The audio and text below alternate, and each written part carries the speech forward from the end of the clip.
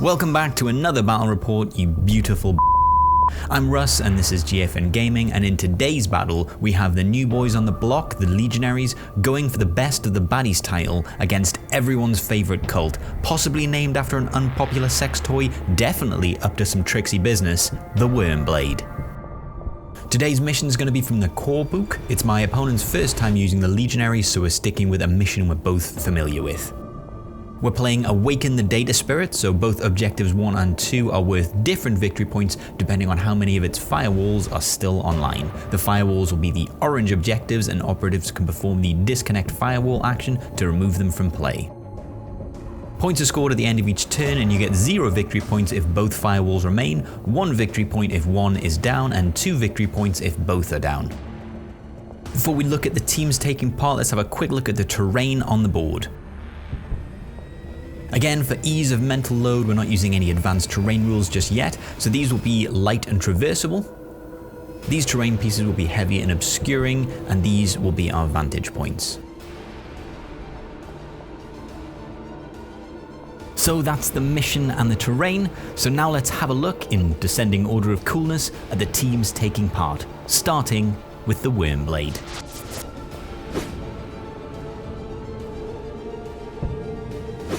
Leading the Wyrmblade is the Neophyte Leader. I mean, it's in the name. He has a bolt pistol and the new Ceaseless Chainsword, and he's also got a cult talisman for 2 equipment points.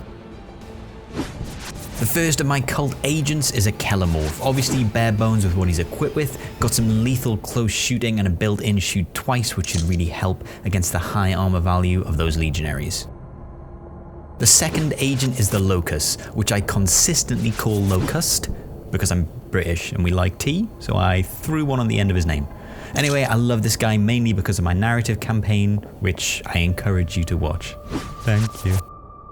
These guys will probably be doing a lot of work this game, at least the mining laser should be, so I have 2 heavy gunners, one with mining laser, the other with seismic cannon, and both have climbing gear. I'll also be running 2 of their baby brothers in this list. One will be equipped with a flamer and the other gunner is going to be equipped with the grenade launcher. The flamer will also have the spotlight equipment. Next up is the chaff, the meat shield that is the Neophyte brood adepts. These little meat bags are all equipped with autoguns and a lemming-like attachment to life. My main plan for these boys is to clog up chain axes and generally slow down the Legionaries. And finally, I've taken an icon bearer. He does tend to die early for me, so I never get to use his ability, so I will likely forget, but the relentless on cult ambush is great, and I should try and keep him close to the mining laser really. He also has a blasting charge. Moving on to the Legionary kill team. My opponent is a little restricted with the models that I have available and painted, but leading the Legionaries will be the Legionary Chosen. He's going to be armed with a plasma pistol and the Demon blade, and will also have warded armor. Next up for the Legionaries will be the Balefire Acolyte. He's got an array of magical powers and will be armed with his tainted bolt pistol and a fell dagger, and he's going to be equipped with some malign scripture. Both the Chosen and the Acolyte are going to be Mark of TZEENTCH. Up next for the Legionaries is the Butcher. I do think after a few games this might be my first pass. Although he can pump out the damage, I think he loses out to the Icon Bearer with the second favourite of the Dark Gods. Anyway, he's armed with a double-handed chain axe.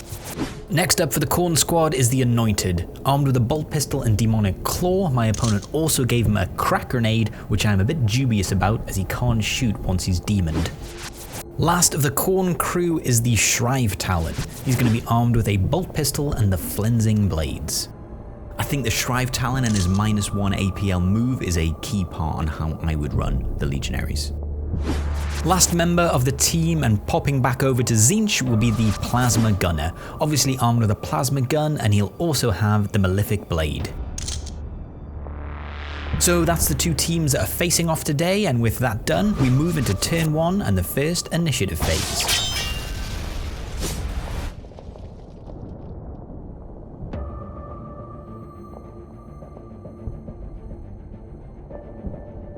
Wyrmblade win the initiative roll-off, and they're going to choose to be the defender so that they can pick their deployment zone. The Wyrmblade choose deployment zone A and will deploy all of their models in the conceal order, leaving the Legionaries deploying in deployment zone B.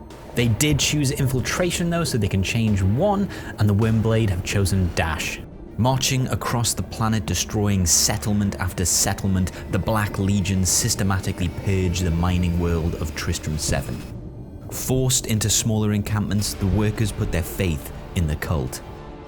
Once a fringe element on this world, now flooded with support, the cult has grown. It sends forth its agents to wage a guerrilla war against the invading Black Legion. Onto the recon phase, and the Wyrmblade are going to dash their heavy gunner with mining laser onto the walkway using his climbing gear. With the recon moves now complete, we move into the turn 1 strategy phase. Both players will get a cool pebble. Mom, it's shaped like a heart. In the wrong order, as technically the Legionaries have the initiative as the attackers, but the Wyrmblade will play one with the shadows, which might be a little overkill as most of the Legionaries team is in conceal, and the Legionaries will use Etheric Ward, but they're not going to pay any CP because they're the bad guys, and they get it free because of Favored of the Dark Gods anyway. Wyrmblade have taken the infiltration archetype and have inserted their own faction tac ops as well, and ended up with perfect ambush, implant, and behind enemy lines. The Legionaries have opted for seek and destroy, getting headhunter, rob and ransack, and execution. That's all the admin out of the way. It's now time to destroy each other utterly in a completely mutually agreeable way. Turn 1 and the Annointed races down this flank, but doesn't go full demon. My aim in general in this battle is to out-activate my opponent. I'm going to move my peons until I know where his big models are going to be, and then I'll move my dangerous models. So I'll move 2 of my GA2 Brood Acolytes onto Objective 3. Next he moves the ShriveTalon forward on the other flank. The ShriveTalon is easily within charge range next turn, but that's kind of okay for me. I put these guys out there to mop up these attacks. I kind of just think of them as ablative wounds for my good units. Heavy Gunner with Seismic Cannon moves up next, making sure he has eyes on Objective 2. Chosen Legionary activates next, moving on to Objective 5 but not disconnecting it just yet. I get the feeling that turn 1 will see very little shooting and turn 2 will be a complete bloodbath. Activating another batch of GA2, one moves towards Objective 1 and the other one moves out towards the ShriveTalon's flank, looking to clog that area with chaff. Looks like my opponent is going in hard on this flank, moving the Butcher up next to the ShriveTalon. Luckily it's already full of my squishiest throwaway operatives. I activate my leader next, moving him forward but making sure he's still out of range for the Anointed next turn. The Balefire Acolyte will activate next. Being able to climb my heavy gunner up to the vantage point during recon using their climbing gear, and obviously still being able to dash and shoot, means that there is only a small area that they are currently safe from him. The gunner with flame is going to activate next, moving up towards the leader. With nowhere else really for the plasma gunner to go, seeing as I still have my heavy gunner with mining laser to activate, he's also going to activate and move into that small blind spot. I've decided to split up my agents, as I'll probably end up relying on them for some key kills, so I'm going to move forward on the right flank with the Locus. I started the Icon Bearer too far away from the mining laser by mistake, so I'm going to move him towards the big guns. I'm actually going to move the Kellermorph back a little bit just in case something crazy happens, because I know the Legionaries will be racing up that side and he's going to be my counter punch. The gunner with the grenade launcher is just going to pass where he is, and a little bit of a gamble, but I'm pretty sure he's safe. The mining laser gunner is going to race forward to get eyes on the bad guys, and then he's going to stop staying hidden in the conceal order.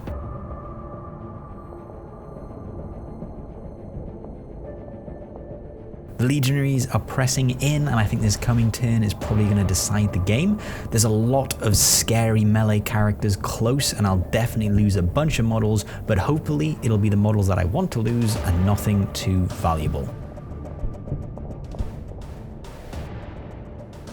So with the end of turn 1, let's have a look at what turn 2 is likely to bring. First of all, here is a recap of what's happened in the first turn.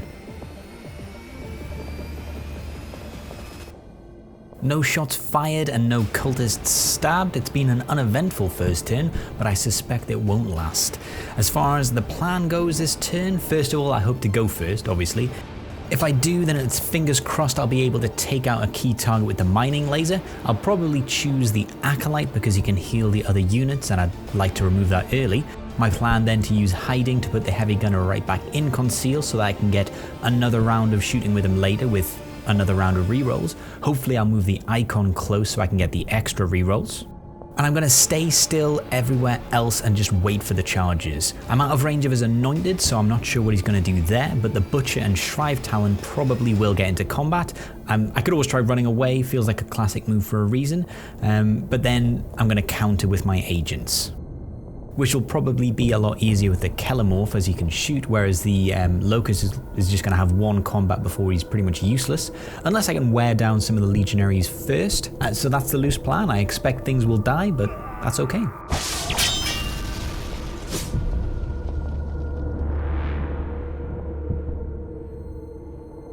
Moving into turning point 2, and the Wyrmblade win the initiative, so they'll be going first. It's a turn 2 strategy phase and both sides will be getting one crazy present. It's a pile of burnt hair, Mom. I don't want this. Starting with the Wyrmblade, I'm going to use Meticulous Plan stratagem so that I can get -1 AP to mission actions for their Neophytes.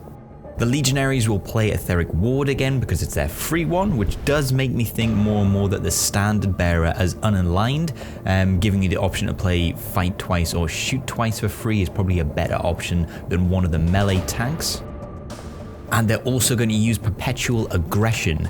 My opponent does not use Hateful Assault though, which for me is what you would pair with Perpetual Aggression so that you can consolidate and fight again, unless you are wanting to end up in combat to save yourself from shooting, but that's going to be a tall order because with so many models I don't have to activate the ones close to his so that I can just disengage later on. Onto the Tac Ops, and the Wyrmblade reveal Perfect Ambush. I anticipate a lot of killing this turn and I'm hopeful that I can be on the better side of it. That's it for the turn 2 strategy phase, and now we move into the firefight phase. Turn 2 and the Wyrmblade have the initiative, so they'll be going first. First, because that's how the goddamn game works. Whoa, hey, whoa, calm down, buddy. I'm sorry. I don't get out much now you do those serious narrative games. I got a little excited. Don't judge me. I'll be in my room. So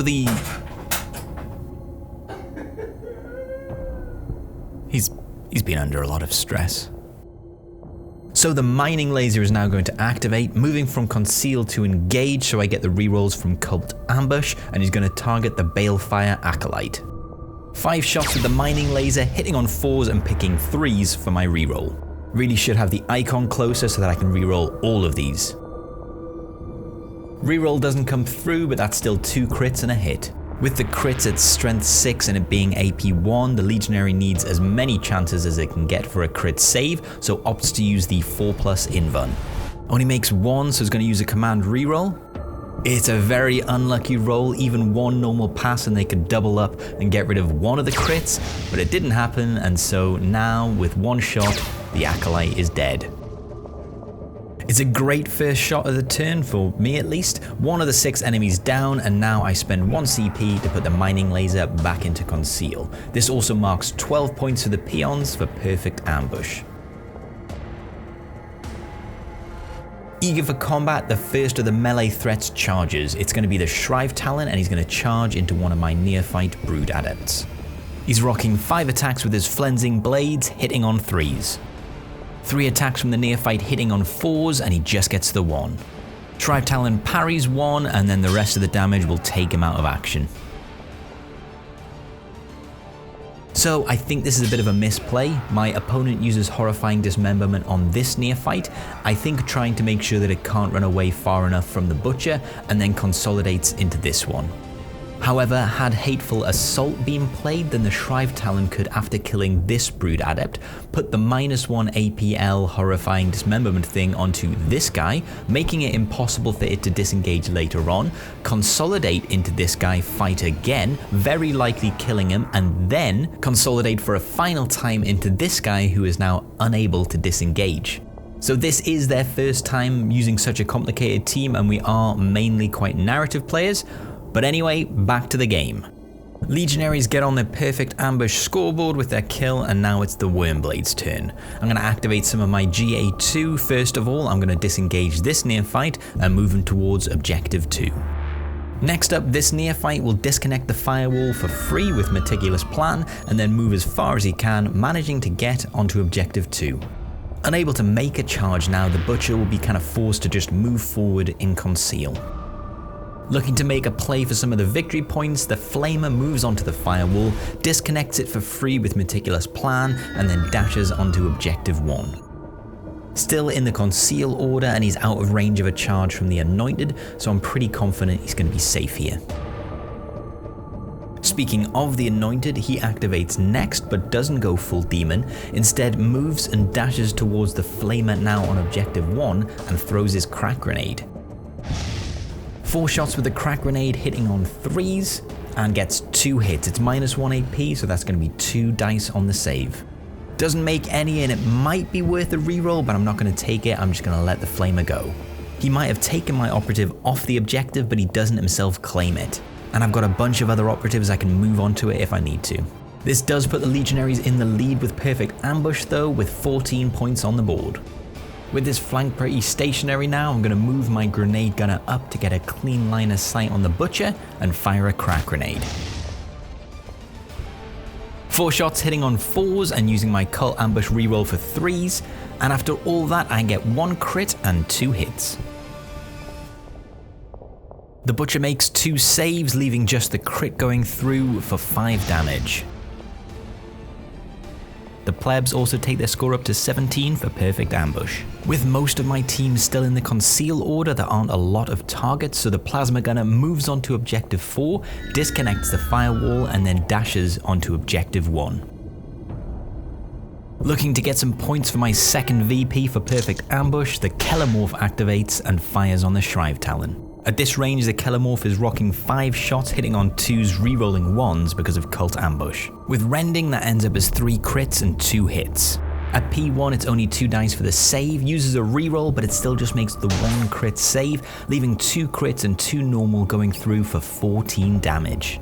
Horrendous luck on the save. With just 1 normal save, it could have had 1 wound remaining, meaning that the Kellermorph's second round of shooting would be against him. However, as he was taken out of action in the first round, the Kellermorph now moves and fires again, leveling its Liberator auto stubs at the injured Butcher. Managing to get within short range means this is very likely to be a full house of 5 hits. With only 7 wounds remaining and the gun getting 3 damage on normal, it's very likely, even with 2 saves and no crits, that the Kellermorph will inflict 9 damage, killing the Butcher. Never tell me the odds. Even though Cult Ambush only affects the first time an operative fights or shoots, it's still hitting on 2s, so let's have a look. Ends up as 2 crits and 3 hits, so the Butcher can't live. What a lemon! With 2 high-value targets on his bingo board, the Kellermorph has racked up 19 points for perfect ambush and near enough cleared the left flank on its own. Even if he accidentally chops his own head off whilst combing his bald head, he has done more than I'd hoped for in this game already. It can happen, you know, I've seen it happen. Twice. Same guy, actually. The Chosen activates next. The Chosen Men, eh? Well, I didn't choose you. Disconnecting the firewall on Objective 4 before charging into the Neophyte Brood Adept on Objective 2. There's very little chance the Chosen will lose its warded armor save because it crit damage 7 and lethal 5, it's probably going to one-shot the Neophyte. Chosen ends up with 3 hits and 2 crits, and it doesn't really matter that the Neophyte gets a crit and a hit because the first one kills him.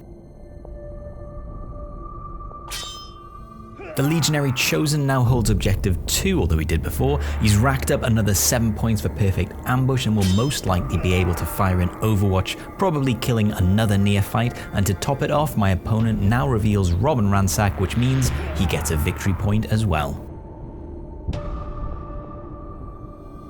I activate the Seismic Cannon Gunner now, but I'm unable to get line of sight to the Chosen and get within short range, so I'm doing this just hoping he rolls a 1 so that I can pop that warded armor. At the long wave, this is going to be 6 shots, hitting on 4s, just doing 2 damage though, rerolling 3s with Cult Ambush. Getting 3 hits in the end, but the Chosen makes all of its saves, making use of that warded armor. Firing now an Overwatch, the Chosen will target this Neophyte with his plasma pistol. The Chosen hits twice with 2 crits. And the Neophyte makes 1 crit save, so that's just going to be 1 crit going through for 6 damage, so he lives. Unlucky not to get the kill, but that does at least take the Legionary's perfect ambush score to 27. It's an absolute death sentence, but if I can inflict any damage on the Chosen, I can remove the warded armor. So I'm charging into the Chosen with one of my Neophytes because he should at least do 3 damage, and that'll remove the 2-up save. Neophyte ends up getting a crit and a hit, and the Chosen ends up getting 5 crits. Feels a little sad to inflict 35 damage on a 7 wound model, but I get my 3 damage through, taken out as 2+ armor save, and he kills my Neophyte in 1 strike. And then only goes and bloody heals 2 wounds back because he hit with a crit, which I didn't realize was a thing, but at least his 2-up's gone. This does mean though that I'm a little further away from my second VP on perfect ambush. So I move my Icon Bearer forward and shoot at the newly unwarded Chosen. And my god, was it worth it. I get 2 hits with my Autogun and the Chosen fails all of its saves. Does use a reroll, which I failed to capture on film, but gets a 1 again, so 6 damage goes through. Bringing my pleb's perfect ambush score up to 26. Currently as it stands though, the Legionaries will be getting 4 victory points at the end of the turn, so I do need to do something about it. My leader's just going to pass. Because of his positioning, he's just out of reach to charge the Chosen, so instead the Locus charges into the Plasma Gunner. With 2 crits I can kill a Legionary, and at lethal fire with 5 attacks there is a good chance that I will, although I confess that at the time that I charge this guy, I don't remember that he has the Malefic Blade, which deals out 5 attacks with a 3/5 damage.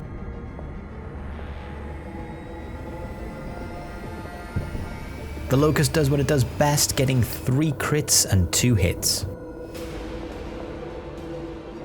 The Plasma Gunner gets 2 normal successes, meaning he gets to strike for 3 damage before the Locust tears him apart with 2 crits.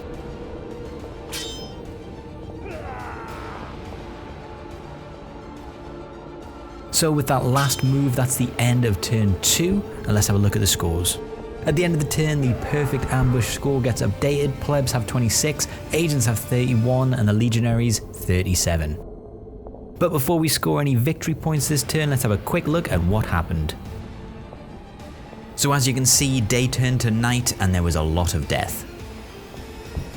Looking at the victory points now, because they hold objective 2 and both the firewalls are disconnected, the Legionaries will get 2 victory points.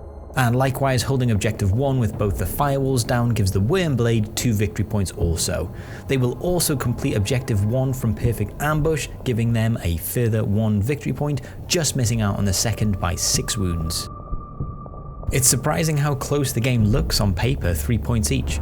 I do think mistakes or more inexperience on the Legionaries' part has resulted in them being maybe a few more models down than they should be heading into turn 3, and that we'll have to see if that's going to cost them the game.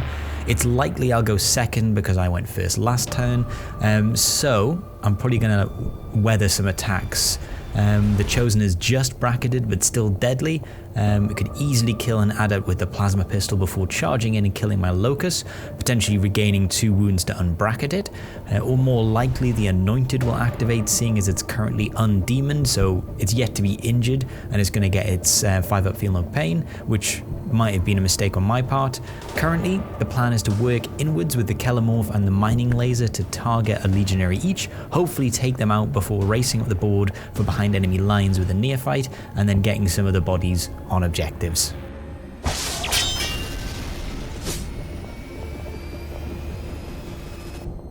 Moving into the turn 3 initiative phase now, and I'm rolling an obnoxious amount of 6s. The Wyrmblade will again be going first as we move into the turn 3 strategy phase.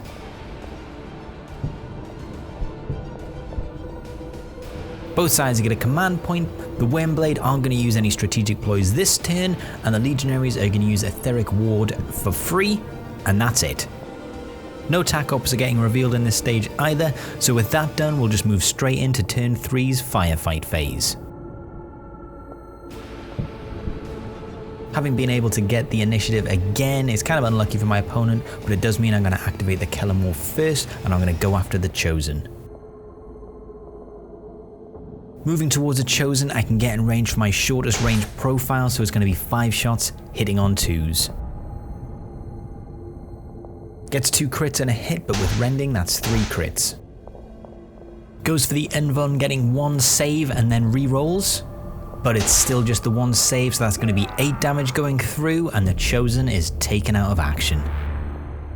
It's another impressive name on the bingo list for the Kellermorph, and although he does still have an activation with all the terrain in between, he can't actually get line of sight on the Anointed, so he's just going to pass. Speaking of which, as the last remaining operative for the Legionary, the Anointed has got some work to do. Going full demon now, he can either hunt the leader for 1 victory point for Headhunter, or try and stick it out on objectives for 2 victory points, ultimately choosing that option, and he charges into the Locus on objective 1. The Anointed's going to be striking with 5 attacks, hitting on 3s, lethal 5 and ceaseless. The Anointed ends up with 3 crits and a hit, and the Locus gets a crit and 3 hits. No point in the Locus going first here to parry, so the Anointed crits for 5 damage, and the Locus returns with 6 damage of its own before the Anointed takes the Locus out with its second hit. And now looking at the disgustingly resilient saves, and he actually makes them all, so no damage goes through. So with the Anointed on objective 1, it basically now just has to survive.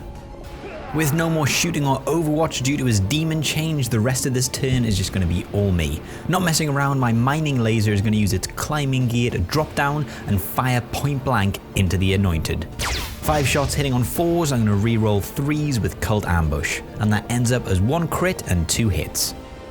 Anointed makes 2 saves, leaving just the crit going through for 6 damage. Ends up making 3 of his disgustingly resilient saves though, so that's just 3 wounds making it through.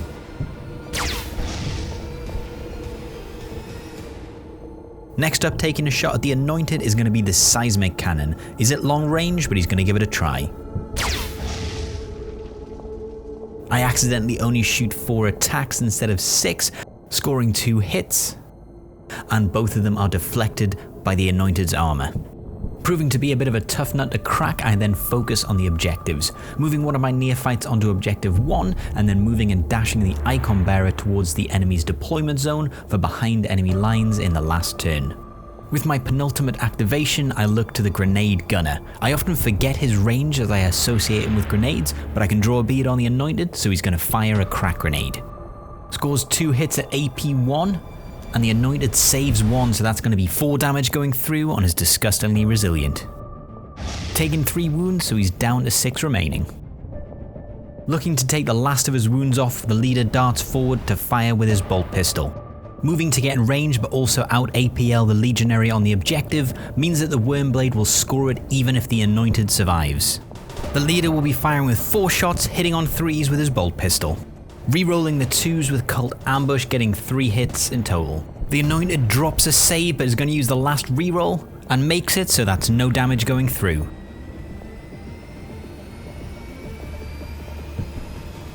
He's survived long past the point he should have, however he is not able to steal away the objective from the Cult, who will be scoring both objectives 1 and 2 for 4 victory points. As we move into the 4th and final turn, let's take a quick look at what happened in the 3rd. Not a lot of movement happening this turn, but there's not a lot of operatives left on the board. With no attack ops being revealed in the turn either, we're just going to look at the objectives, and the Wyrmblade have them both, scoring the full 4 victory points for turn 3. In terms of my plans for the final turn, I'm going to keep my Neophyte on objective 2, I'm going to reveal behind enemy lines and then push my Icon Bearer into the deployment zone for 1 victory point, and the rest of my operatives are going to try and kill the Anointed Legionary and claim objective 1.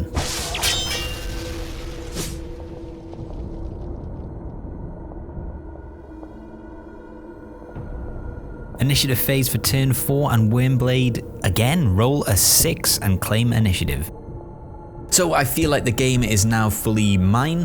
The Wyrmblade have got it won, and this is more of a Hail Mary for the Legionaries, but sadly I got the initiative. Because of how the models have ended up, the Anointed can't actually charge the leader directly as it hits my Heavy's engagement zone, so I thought Perpetual Aggression could be a good Hail Mary play, as with its built-in fight twice it could potentially take out both with some luck.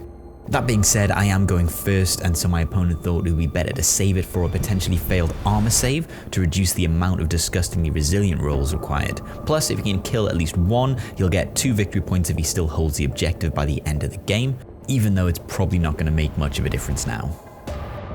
Declaring behind enemy lines at the end of the game.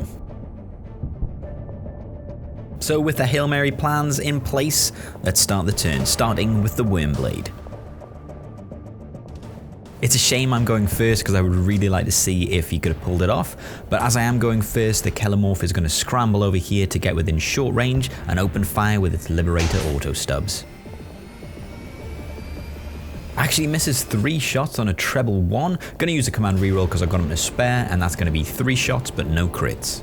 With no crits there's no P1, so this is 3 defense die and he makes them all. On to the second round of shooting. It's a better spread, but he misses 1, gonna use another reroll because why not, and that's a full house but no crits. Legionary drops a save, but that's what the reroll's for, and he makes it, but that's still gonna be some damage going through on his disgustingly resilient. Only makes the 1, but that does mean that he's still alive with 1 wound remaining. It's now the Anointed's turn to, I guess, limp or stumble into action now with only 1 wound remaining, and he's going to charge into the Heavy. Flailing around like an injured fool, he manages to get a crit and a hit. And with Rending, that's 2 crits. And the Heavy gets 2 hits. First, the Anointed strikes with 5 damage on the crit, and then 2 damage comes back from the Heavy. But alas, it is 1 damage too many, and he is taken out of action finally. So in quick summary, my Icon Bearer dashes to get in the deployment zone for behind enemy lines, and my Neophytes just pass on the objectives. I've always found behind enemy lines a little oddly worded. It implies that you need to be in place when you declare it, so unless I missed an FAQ, I'm actually just going to say that I don't get that victory point, but what I do get are 4 victory points for holding both of the objectives, taking my score up to 11. These go to 11. That's the end of the game. A few tactical mistakes on both sides as we learn our teams, but thanks for watching, and thanks for watching the Legionaries make their admittedly lackluster debut on the channel. They'll be back again for another game shortly against another elite team this time, so we'll see how they fare. Thanks very much, and I'll see you in the next one.